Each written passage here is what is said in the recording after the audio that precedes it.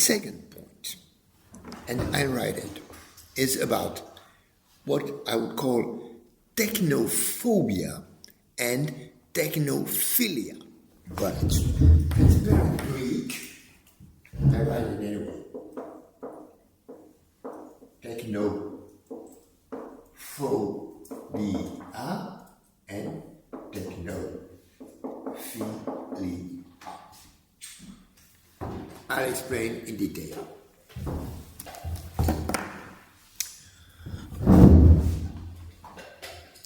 The problem is not that we have no ethics for technology. It's the opposite. It's the opposite, I think. We have too much. We are constantly moralizing about artifacts. An artifact is a technological object. We are constantly moralizing about artifacts and technology. And sometimes in an overly positive enthusiasm. When people say, for instance, medicine will cure this one day. Or when people believe my life with the new iPhone, it will be a never-ending happiness. This is exaggerated technophilia. But at the same time, sometimes we moralize with an overly pessimistic desperation when people believe that, for instance, the industry is making life impossible on the planet, or that social networks are making our children stupid, unhappy, vulnerable, or what you have. This is called a moral panic. It's a notion in philosophy. Moral panic. In which the pessimistic view prevails. But at the same time, there is more and more technology in our life, even if we have a pessimistic assessment for it. And this is exactly moral panic. We don't know what to think, what to do, or we don't know, because at the same time, we assume technophilia and technophobia. So let us now characterize these two notions more precisely, remembering that the annoying fact is what I'm just saying. We believe both.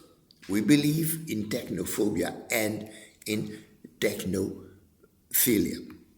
And this is a contradictory value system, so it doesn't work. To improve it, let us give precise definitions. Technophilia. You know some Greek, from philosophy at least. It means love. Philia, love. Love for technology. Usually new technology. The last artifact launched on the market. I suggest a better definition, which will be technophilia means considering first and foremost in an artifact its good affordances. Just first. In front of a new artifact, software, social network, anything.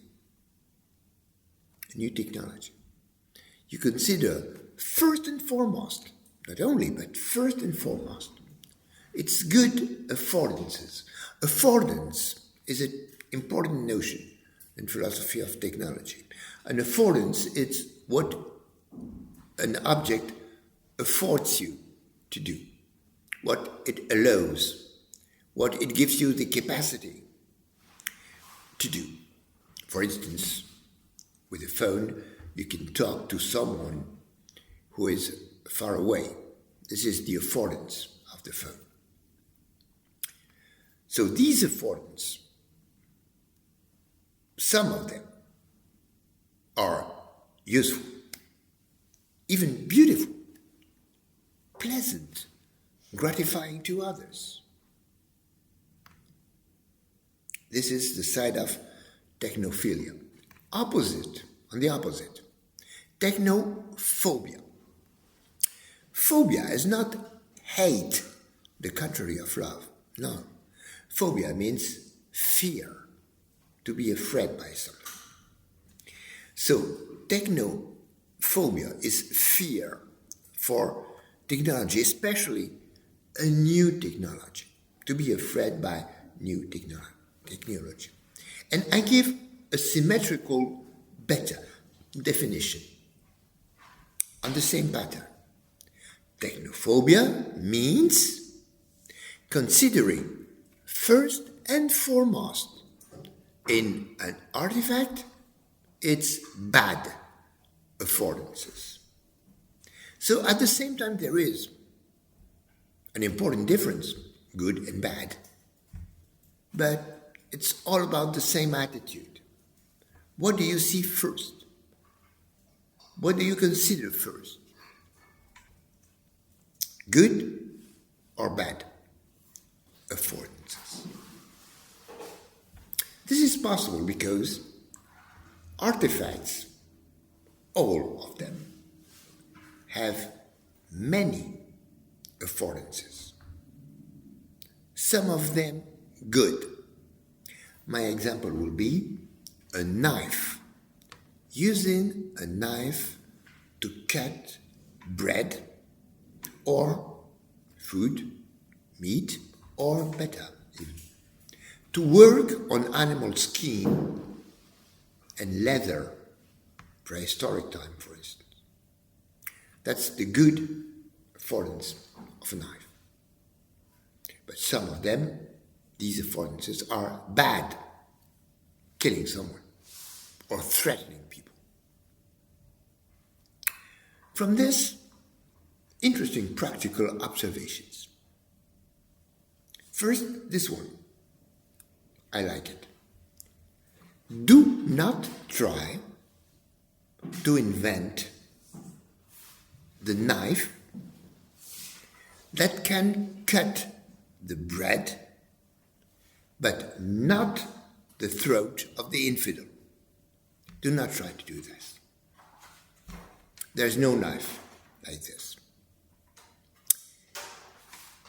You can understand that, but at the same time, I wonder, is it not what we are trying to do with digital technology? Trying to invent something that will give the good affordances, but not the bad ones. You can read good literature on the web, but no pornography. How can we invent a system to do that? It would be the knife to cut bread only, but not people's throat. Second remark in exactly the same style. Do not say a knife, when you mean the vicious use of a knife. It's different. There's not, for instance, now in French schools we have a problem with knives among pupils. They use knife sometimes against teacher, which is horrific, or among themselves. And there is a discussion in Parliament about searching the pupils for knives. But well, it all depends on what you do with the knife. So the problem is not when everyone understands, when you say the problem of knives. But every day we use knives without any problem, all of us. So do not say knife when you mean vicious use of knife, which is a special case. But I wonder again, is it not what we are doing when we say screen, for instance, or when we say smartphone, instead of the pernicious use, the vicious use of screens and smartphone, which is a special case of that. So you see the similarity between the two. To go further and renovate the ethics of technology, I want to explain two patterns, just two, but I want them to be perfectly clear. The first one is about progress, and the idea is, in a short sentence, yes, progress is a myth. Mythology, it's a myth. Comma, but a good one. Progress is a myth, but a good one. In the past, from the Enlightenment on, and during the 19th century, and the first half of the 20th century, in Western civilization, there was a consensual faith, a belief, faith, in progress, in science. Science will bring welfare, all kinds of benefits to humankind. But that was the past. It is no longer the case. We no longer believe that, and we tend to believe that progress can be, yes, progress can bring something better, but there's no guarantee of that. It must be checked case by case. And progress and better are no longer synonym. There is no faith in this anymore. Here, a remark. The previous situation, belief in progress, was an anomaly in human history.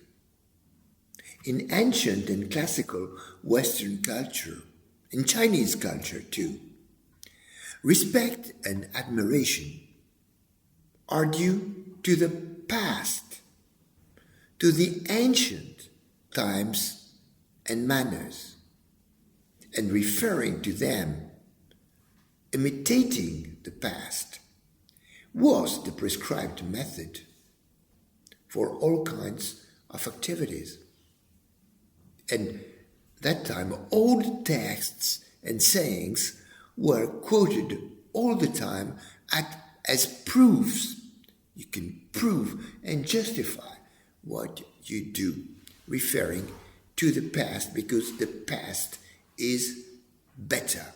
And we believe the opposite, which is not known. The future will be better. So there's nothing natural in the faith, in our faith, our past faith in progress.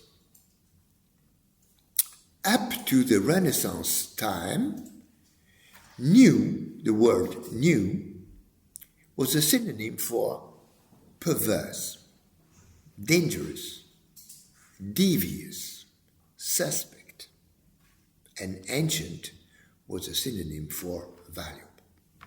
This has been completely transformed. Let us understand why. There are a lot of cultural studies in modern history about progress as the myth of our civilization. Our foundational mythology is progress. We believe in progress in science, industry, all sorts of knowledge, medicine in particular.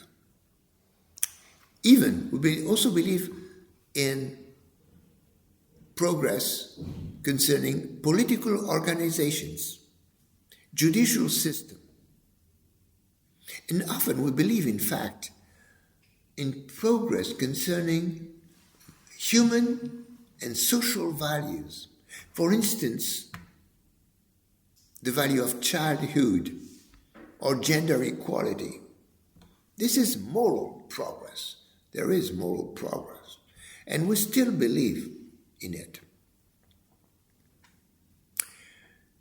Studies, these cultural studies on mythology and progress, some of them, the most interesting one, conclude that having common beliefs, believing in a common mythology, is good for a society.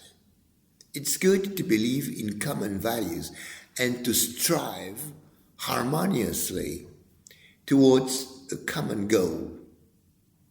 And this common goal usually is not entirely rational. It's not well demonstrated. It's just a myth, an aspiration, and an inspiration at the same time. So, being a myth is not a limit to the value of progress. Well, in fact, it's a limit, but it does not prevent any value. Progress as the value of a good, constructive, fortifying mythology for our time. But we need something more than a common, useful belief. Well, nothing against it. It's good to have a common belief, but in philosophy we need more, and this is called ethics.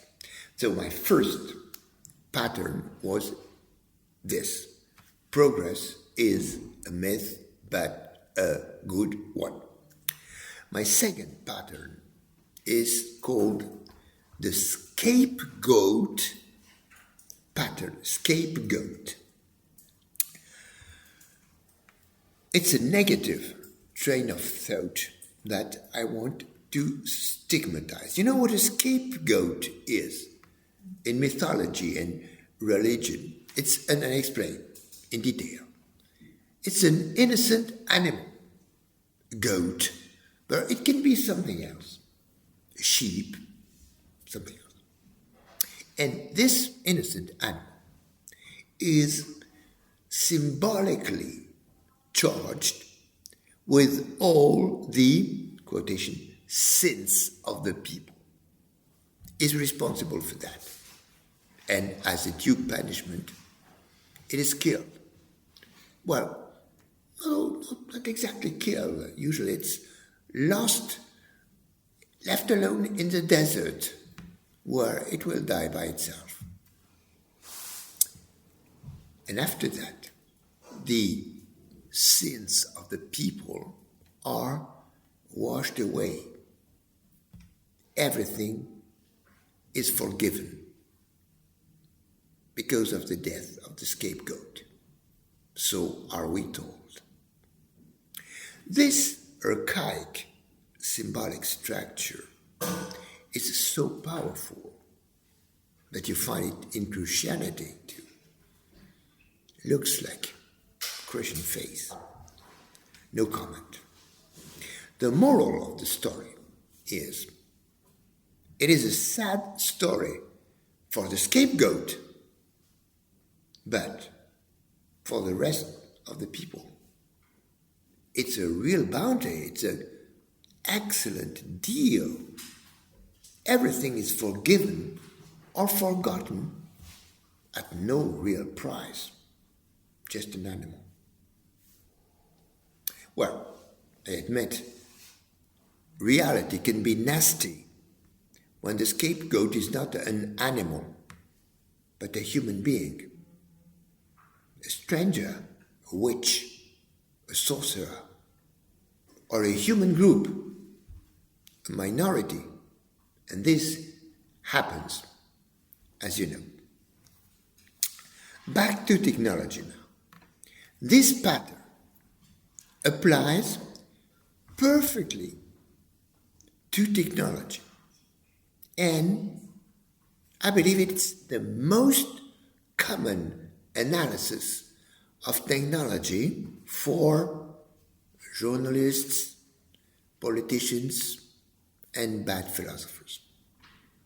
They say, the internet is responsible for pornography, for child abuse, for all sorts of toxic ideology, including now the Islamist radicalization, which happens on the internet and not at the local mosque. Internet is more dangerous for terrorism than preachers in the real world. On this, I have a real anecdote in my life from the beginning of the internet in Europe. That was in the 1990s, in the 1990s. I was in Switzerland for a conference on these matters. And the first page of the local paper I was reading before my talk was on the dangers of child abuse on the internet. There was a large photograph of a young girl seen from the back with blonde braids, typical innocent child, in front of a screen. And on the screen, there was the open, threatening jaws of a wolf threatening the young girl. You imagine the picture. When you read the article, they say in the article that so far in this canton in Switzerland, canton is district in Switzerland, there has been no case of child abuse related to the internet. Not a single one. But nevertheless, it was the front page with such a graphic image. Typical scapegoat. And the equivalent is when people say Facebook is responsible for, or social medias are responsible for the dereliction of family life or social conversation. When people say that artificial intelligence is or will be responsible for unemployment or even for the eradication of humankind. The problem with the scapegoat pattern is not only delusion, the fact that it is not true, it's not reality, nor is it injustice. Who cares? The problem is that the real issue, there is a real issue, unemployment, child abuse, all this are real issues. But the real issue is not addressed because the scapegoat occupies the whole field. Everything is about the scapegoat against the internet, against Facebook, against artificial intelligence. And the real issue is not seen, not understood. Nobody tackles it. We know, just a second on the same example, that real child abuse are frequent, but they happen in the family, at home, with no technology implied, and they are very frequent, and they are not a problem well addressed by our societies, while everyone moralizes about social networks and the dangers of the internet. Right. To improve this, in the ethics of technology, we have invented something called the Kranzberg law. I write it.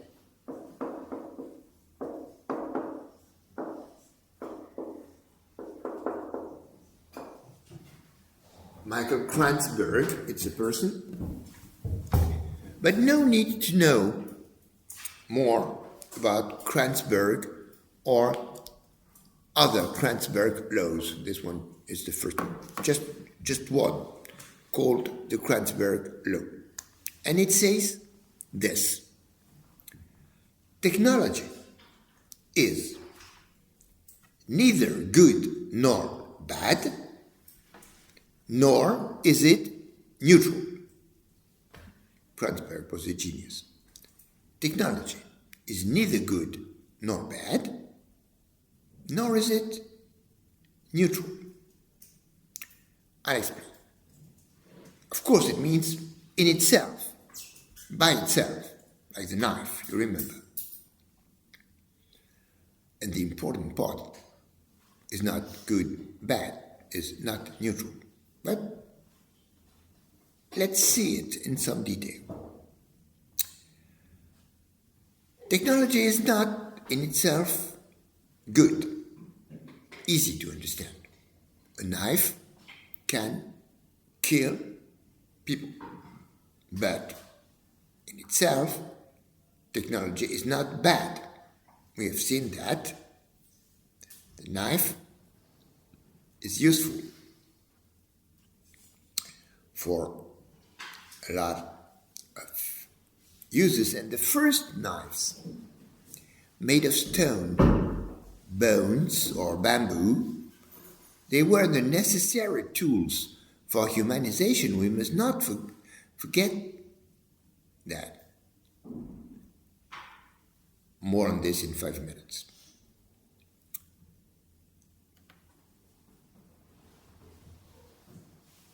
So knives are not intrinsically bad, but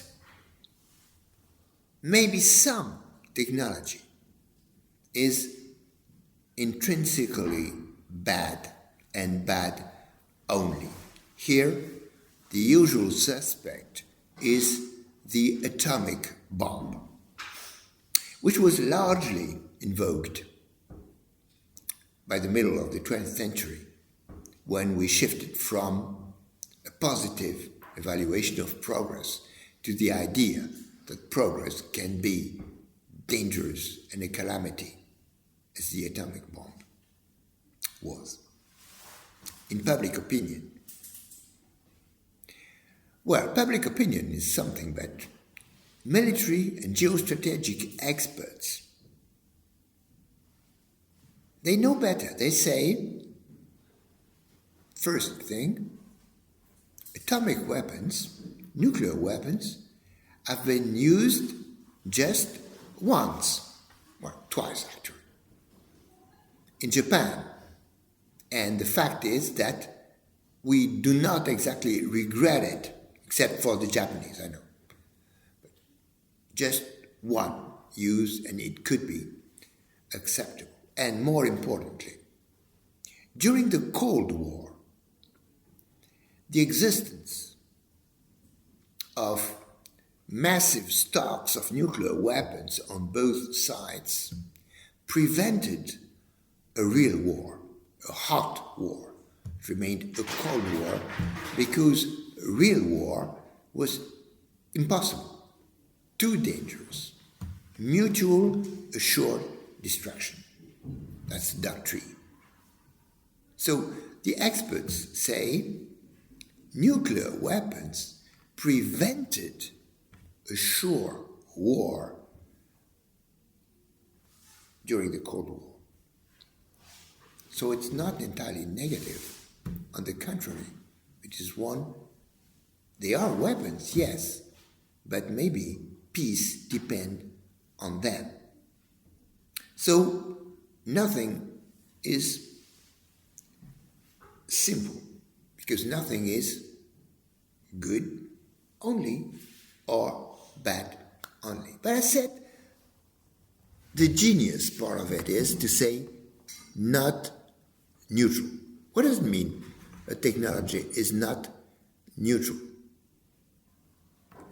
Well, it means that in a world with nuclear weapons, it is not neutral. You have to remember, they have nuclear weapons, and it's a game changer. When someone has a weapon, it is not neutral. Nothing is neutral. When someone can access the internet, it's not neutral. And so on and so on. The idea is technology gives power. And there is a nice word for that, empowerment. Technology means empowerment. It gives power. And empowerment changes every context. It sets a different context in any situation. Take another example, equivalent to nuclear peace. In some states in the United States, there is an open carry law. It means that you can have a firearm visible. When there is what is sometimes called a road rage or a conflict when driving on the road between drivers, and there are firearms on the front seat of the car or in the trousers of the person, well, the discussion is different than it would be, for instance, in Italy or things like that, where people have no weapons and they can argue and insult each other for hours when driving.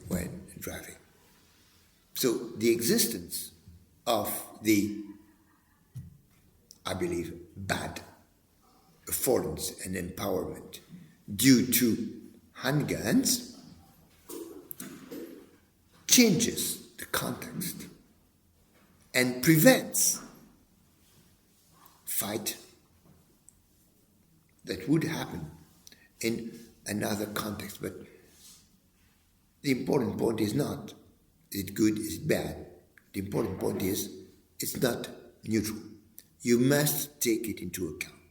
So the fact that children, but everyone, for instance, when you're a medical doctor, your patient has access to the internet. So when you pronounce the name of an illness, you can be sure it will look up on the internet. You must know that. It's not neutral. Is it good or is it bad? It can be both. But what is important to know is, and that's Kranzberg law, I hope it's clear by now, it's not neutral because of the extraordinary empowerment it gives. Let us concentrate on that, the power of artifacts. In philosophy of technology, we use a notion coming from moral philosophy to tackle these issues about artifacts being only tools, but not only tools, more than neutral tools, not neutral. This notion is agency, to be an agent. It's not only power. Artifacts do not only give power to people, they have their own agency. Agent comes from the Latin agere, which means to perform an action, to act.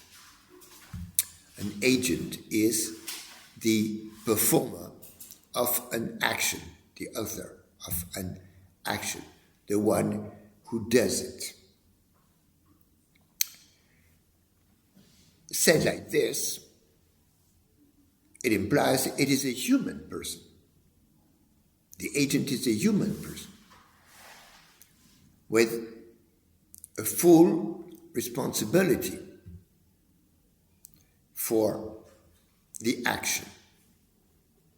But not sure. For instance, an animal can be taken as an equivalent for a human agent, and then in part responsible. A dog can have some agency.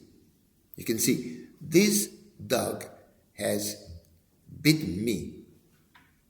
Or you can see, this cat has broken the vase.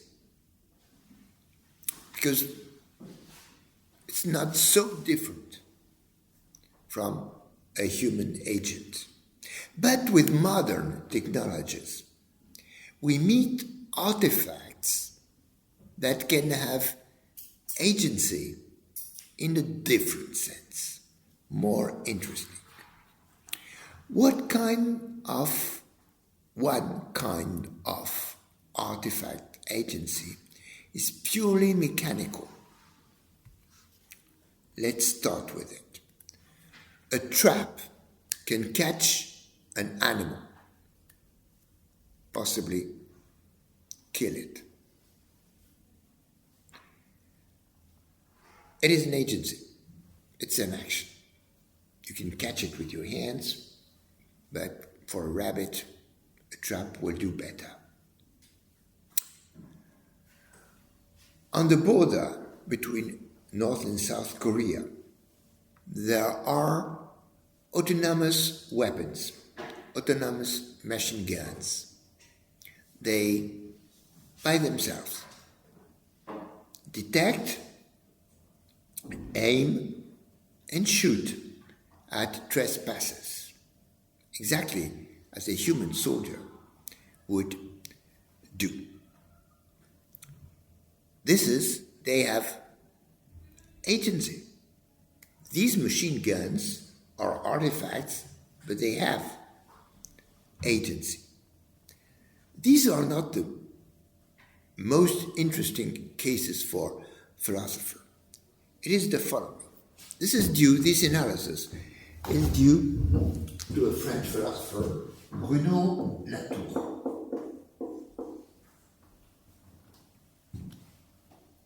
Very well known in the English-speaking world. Bruno Latour published a brilliant paper about what he called the missing masses of morality. This missing masses thing is an allusion to a puzzling mystery in cosmology. I won't elaborate on it. It means something happens in morality which is not visible, that is to say, not performed by the human. And the examples are the self-closing door. That's Latour's first example. People do not always shut the door when they leave the room. But the door can shut itself. There is a mechanism, a simple one. When the door is left by itself, it shuts itself. Also, the auto shut-off light in the toilets. People leave the toilets, but don't shut off the light. The light is off, or maybe on and off, automatically. It has its own agency. You see, it's exactly what a human would do with his or her finger, but the artifact does it, performs the same action, light on or light off. So, the moral responsibility for the door, for the light, is transferred to the artifact. Exactly as before, the moral responsibility for shooting is transferred to the autonomous weapon system.